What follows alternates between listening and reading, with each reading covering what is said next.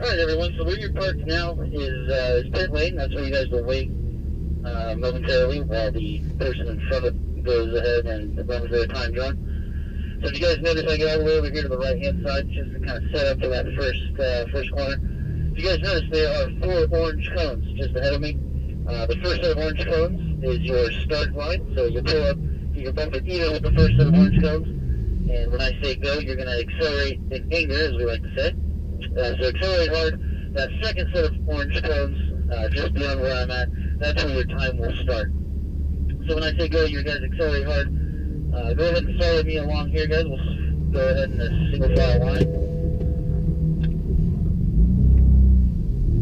As you guys do your best, pretend as though I'm driving through the snow, leaving 2 tracks with my tires. I want you guys to put your tires in those tracks. You guys good? And that way everyone down the line can kind of get a good idea of where to be on the surface.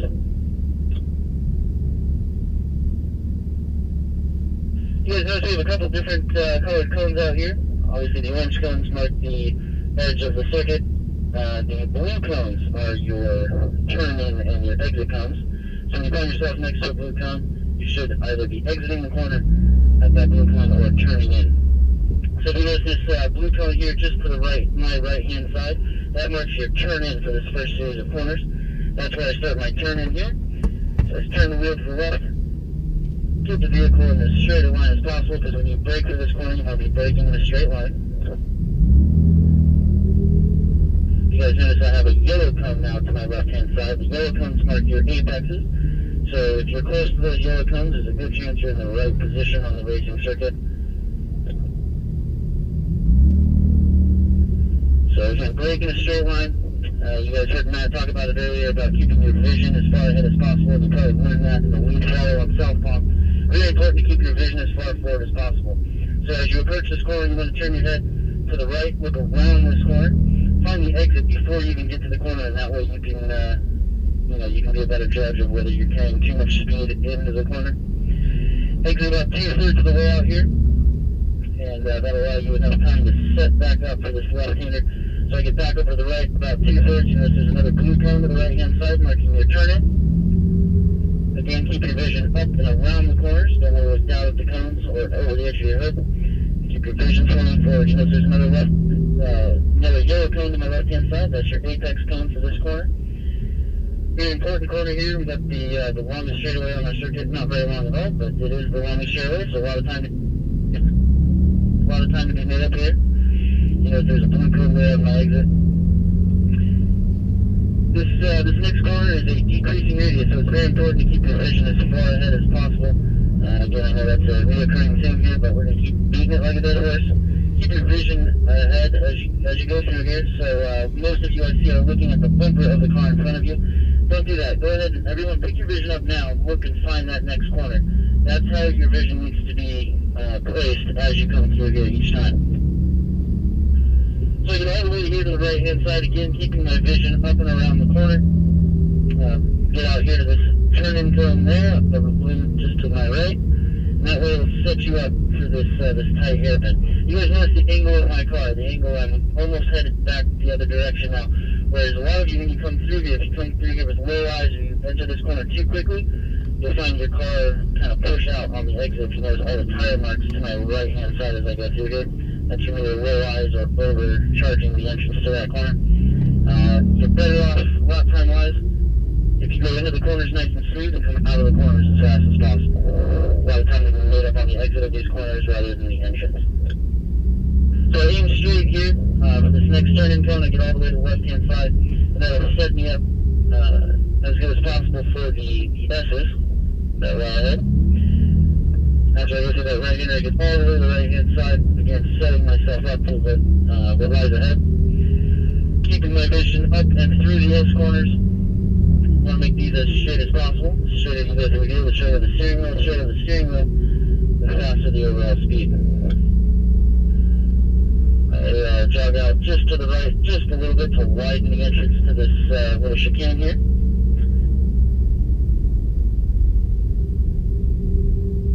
And then that'll also keep me nice and straight as I approach the stop box. So I don't know how many of you have any experience doing autocross. just about who goes around the quickest, but also who comes to a full and complete stop inside the stop box. So you guys notice there are 4 tall red cones that make a square around my vehicle now. Those 4 red cones mark the stop box. Very important that you guys come to a complete stop inside the stop box after each lap, at the end of each lap, I should say. So when you guys come to a complete stop here, I want to see the tires come to a complete stop and even do that little rollback. Once that happens, you guys can go ahead and pull forward. If anyone forgets to stop in the stop box or completely disregards the stop box on your timed runs, that lap will be disqualified. So keep that in mind. In order for your timed lap to count, you must come to a complete stop inside that stop box.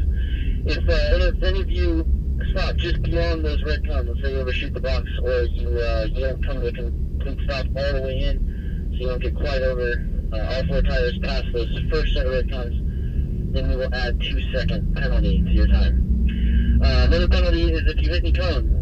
For every cone you hit, we will add another 2 seconds, so keep that in mind. As a little helpful hint, I have yet to see anybody even hit 1 cone and walk away with the fastest time, so it is pretty much do or die if you hit a cone, so keep that in mind. So Chris, I'm going to have you pull up right where my vehicle is now, so I'm going to move out of your way. I want you to pull up right where I'm parked. Get your front bumper even with that first set of underscales. Again, guys, you want to kind of set it to the right-hand side so it sets you up for this first series of corners.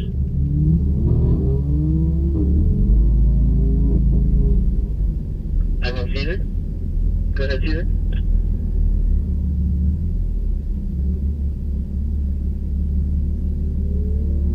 And Chris, go ahead for your first practice run.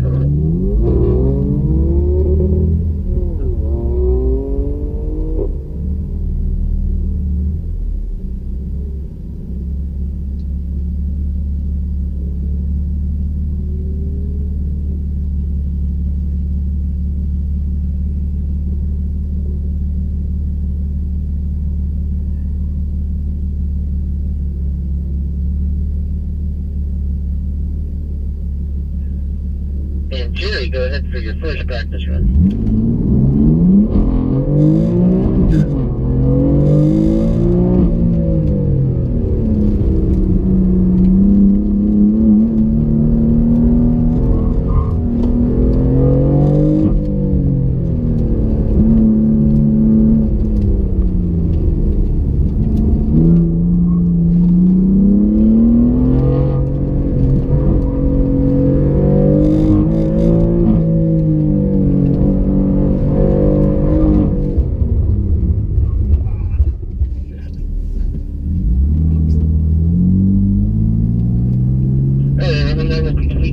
Practice lap. So now starting with the official runs, Jonathan, go ahead. Chris, go ahead for your first official time.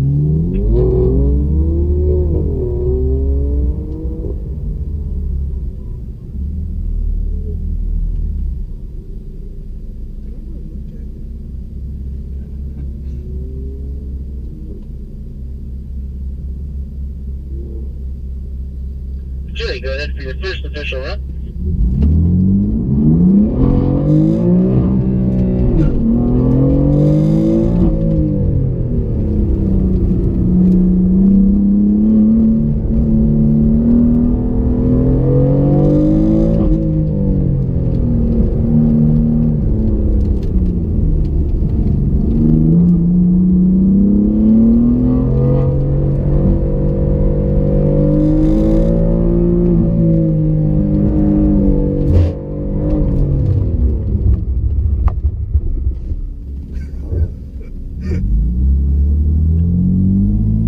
That $20 earlier, that's going to help you out.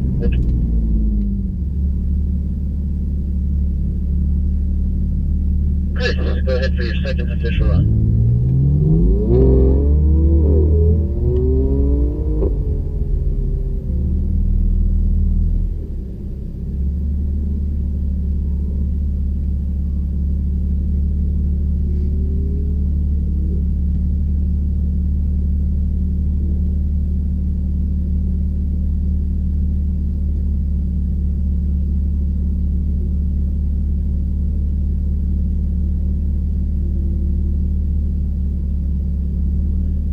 go ahead.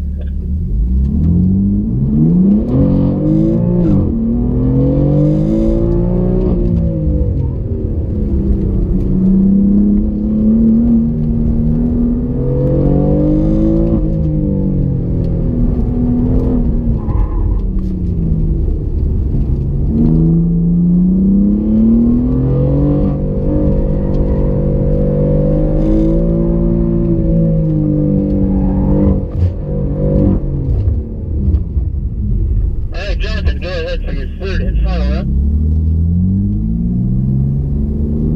Caesar, go ahead for your third and final run.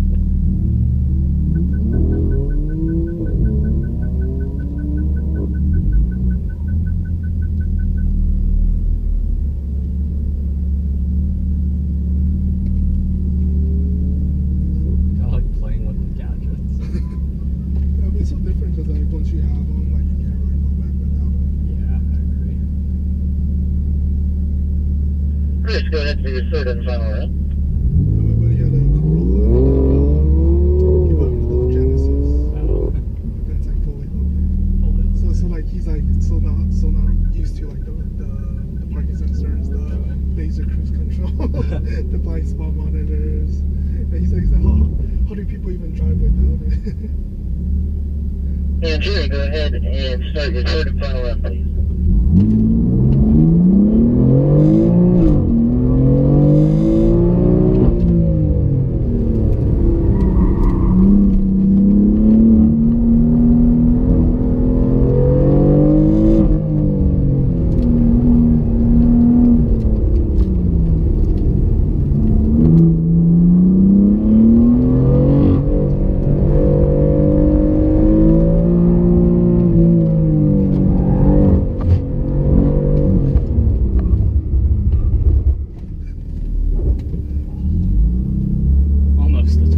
Nicely done. That wraps up the timed autocross. Go ahead and put your vehicles into neutral. Leave them run. Put them into neutral.